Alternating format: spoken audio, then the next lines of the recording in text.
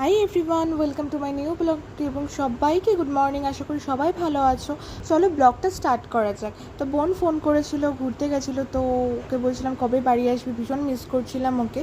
দেন তারপরে দুপুরবেলার দিকে মাসি বম্মা আমরা সবাই মিলে লুডো খেলছিলাম, টাইম কাটছিল না বলে। তো সন্ধ্যাবেলার দিকে বেরিয়ে গেছিলাম, তো দেবীনগরের দিকে যাচ্ছিলাম। তো দেবীনগর স্কুলটা ক্রস করার পর মনে হলো যে একটু খিদে পাচ্ছে, চল খেয়ে আসি, বান্ধবীকে বলছিলাম। তো তার মধ্যে আমার একটা ফ্রেন্ডের সাথে দেখা হলো, তো আমাকে ফ্রেন্ড ফুলটা ছিঁড়ে আমাকে দিল।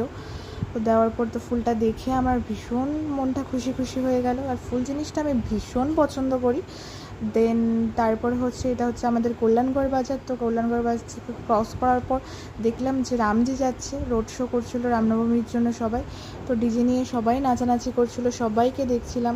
তো গান শুনে তো আমারও ভীষণ নাচানাচি করতে ইচ্ছা করছিল, কিন্তু কি করব, কিছু করার নেই।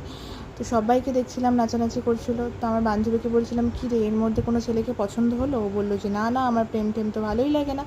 তারপরে রাস্তায় যেতে যেতে দেখলাম মোমোর দোকান, তো দেখে তো খিদে পেয়ে গেল। মোমো জিনিসটা আমি ভীষণ পছন্দ করি, তো বসে পড়লাম। তো মোমোর প্লেটটা আমার বান্ধবীর হাতে তুলে দিল। তো তুলে দেওয়ার পর আমার হাতেও দিল। তারপরে যে এরকম কাণ্ড হবে ভাবতেই পারিনি।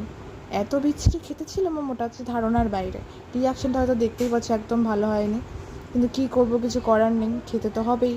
তারপর আমার বান্ধবী খেয়ে একটু ফুড রিভিউ দিচ্ছিলো যে মোটামুটি, কী আর করবে বেচারা।